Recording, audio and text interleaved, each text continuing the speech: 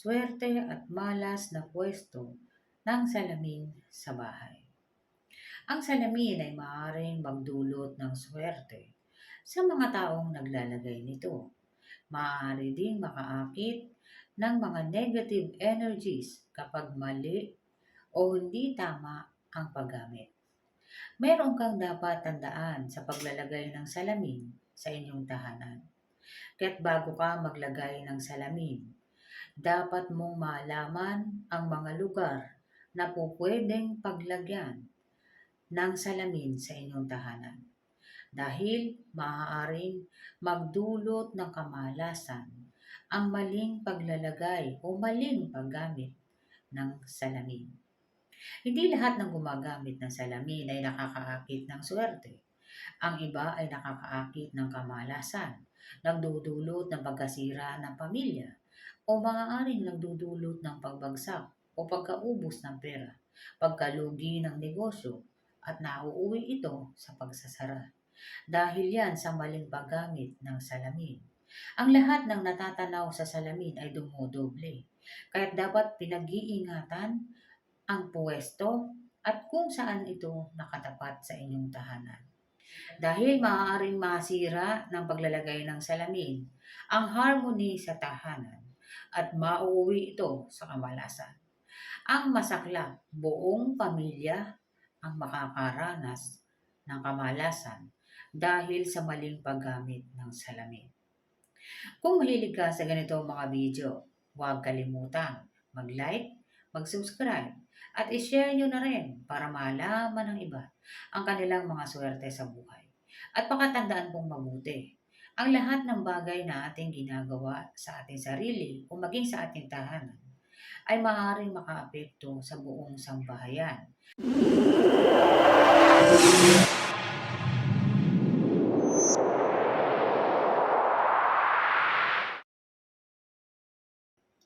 Avoid mirrors in the kitchen. Iwasan po ang paglalagay ng salamin sa kusina dahil maaari ang magdulot ng kamalasan sa atin. Ang salamin po ay isang water element at ang kusina po ay mayroong malakas na fire energy. Kaya't ang paglalagay ng salamin ay maaaring magdulot ng clash of elements. Katulad po ng isang kakilala ko na ang kanyang negosyo ay karinderya. Ngunit ang kanyang lababo at kalan ay magkatabi. At hindi lang yun, naglagay pa siya ng salamin sa ibabaw ng lababo, katabi ng kalan. Lumipas ang ilang buwan, nagsara po ang kanyang karinderya dahil po sa maling paggamit ng salamin. May mga tao na hindi naniniwala sa swerte at malas. Naniniwala na lang sila kapag nangyari na ang kamalasan sa kanila. Ngunit ito po ay huli na at hindi na sila nakakabalik pang muli. Kaya't pakatandaan natin mabuti, iwasan ang paglalagay ng salamin sa kitchen.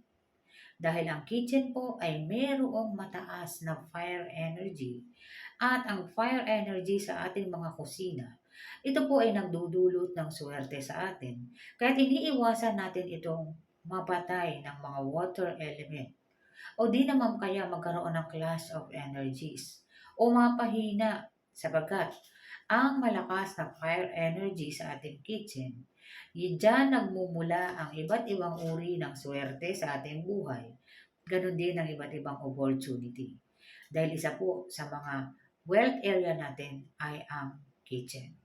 Sunod, maglagay ng mirrors sa dining table.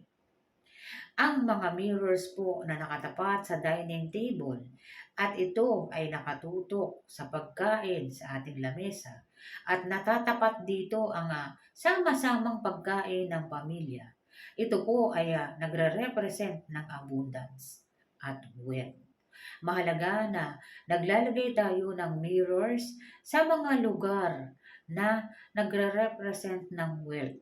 Katulad na lang ng pagkain sa pagkainan at ang sama-samang pagkain ng pamilya. At ito ay natatanaw sa salamin. Dumodoble po ang wealth energy at nagdudulot ito ng swerte para sa ating pamilya. Pakatandaan po mabuti na kapag kayo ay sabay-sabay na kumakain, iwasan po na magkaroon ng chance na kayo ay magtalo at nakatapat sa salamin. Malas po yun. So pakaiwasan nyo pong magtalo sa harap ng salamin. Avoid mirrors in the toilet. Iwasan po ang salamin na nakatapat sa toilet. Huwag niyo po, kung kayo ay maglalagay sa inyong banyo ng salamin, huwag niyo po itatapat sa toilet. Kasi po, malas po yun. Ang ibang mga feng shui master po ay ina-avoid talaga nila ang paglalagay ng salamin sa banyo. Ngunit, kung ang salamin naman po sa banyo ay itinapat ninyo sa magandang view, kagaya ng halaman or flowers, pwede po yun. Iwasan lamang ninyo na itapat yan sa inyong toilet. Malas po yun. Kasi po, ang maaaring dumoble ang negative energies kapag ginawa nyo po yun. So kung po pwede ninyong iwasan na maglagay ng salamin sa toilet, iwasan nyo po. Sapagkat maaaring magdulot yan ng kamalasan. Sunod, iwasan po ang paglalagay ng salamin sa kwarto ninyo. Lalong-lalo na kung nakatapat yan sa inyong higaan. Pero kung kayo ay may malaking salamin at ito ay gagamitin ninyo bilang pampalawak ng area, ngunit hindi naman nakatapat sa inyong kama, pwede po yun. Ngunit kung ang salamin ay nakatapat sa kama, malas po yun. Kung kayo ay meron ng asawa, pamilyado na, kapag may salamin po na nakatapat sa inyong higaan, mag-a-attract po yan ng negative energies at mag-a-attract yan ng third party sa inyong pagsasama. So, maaaring magdulot ng hiwala yan. At meron po isang paalala din na kapag kayo po ay bagong gising, hindi pa nakapagsuklay, huwag po kayong humarap sa salamin. Sapagkat ang ibang mga feng shui master po ay nagsasabi na maaaring ang soul mo ay mapunta sa salamin. So ito po ay ayon sa ibang mga feng shui master. At maganda na po na mag-iingat, wala namang masama, na kapag hindi ka pa nakakapagsuklay or hindi ka pa, kagigising mo lang, bigla ang tayo mo or hating gabi, iwasan mong umarap sa salamin. Maliban na lang kung ito ay hindi mo sinasadya.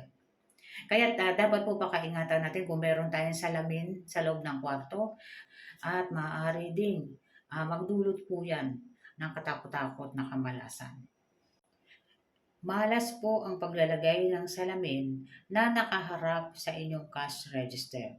So kung kayo po ay mayroong mga negosyo, anumang negosyo yan, huwag nyo pong tututukan ng salamin ang inyong mga lalagyan ng pera. Malas po yun. Nagdudulot po yun ng draining energy.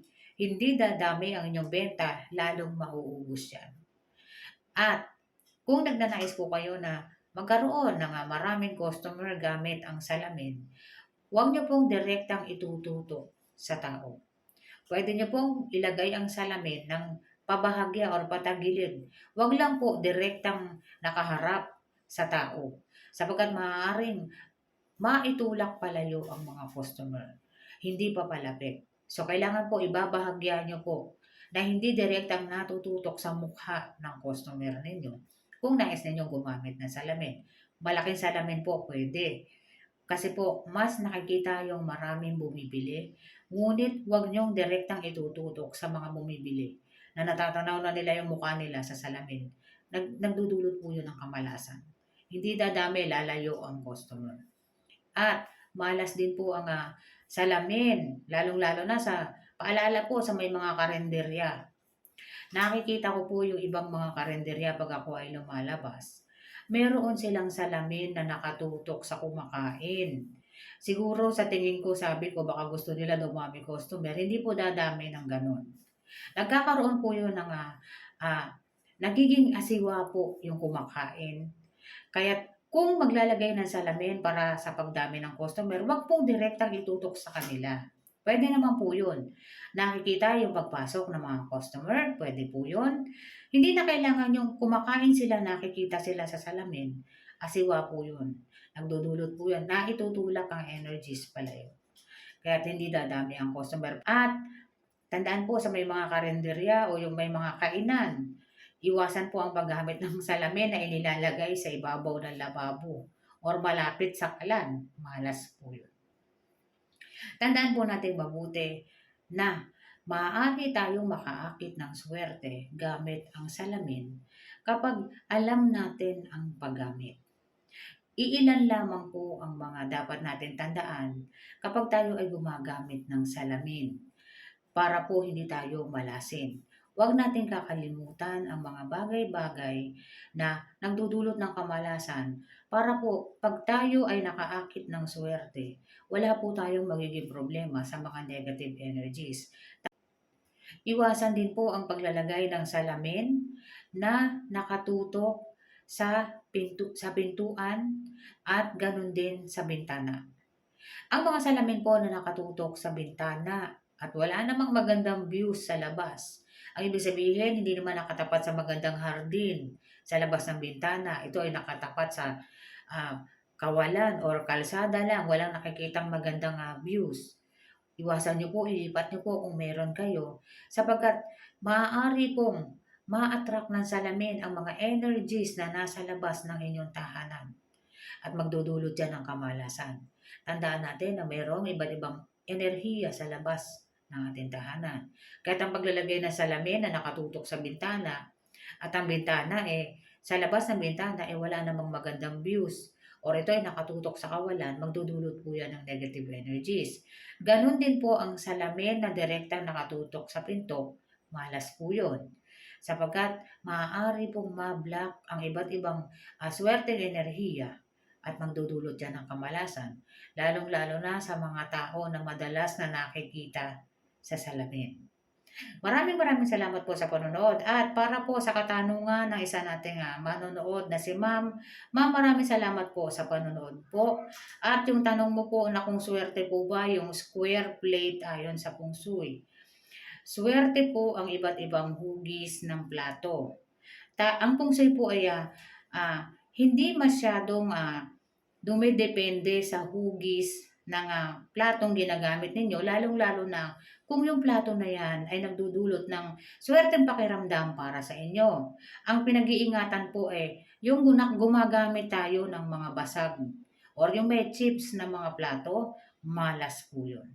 Pero kung nais nyo pong malaman kung ano yung swerteng hugis ng plato, malalim po. Ang ating mga kanin o yung kanin, main dish po, di ba? Main dish natin, kanin, ulam, ilalagay ninyo yan sa malalim. So, anumang hugis yan, basta malalim, dyan nyo po ilalagay yung pinaka main dish ninyo, yung kanin, yung ulam ninyo, pwede nyo pong ilagay sa malalalim na lalagyan.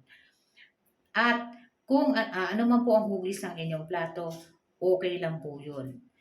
Maliban na lang po, kung ang inyong Pachi chart ay makikita na kayo ay may kulang na elemento or may mahinang elemento, maaari po kayong gumamit ng iba't ibang shapes, hugis, at maaari din maaari isunod yung plato ninyo doon sa kinakailangan ninyong elemento.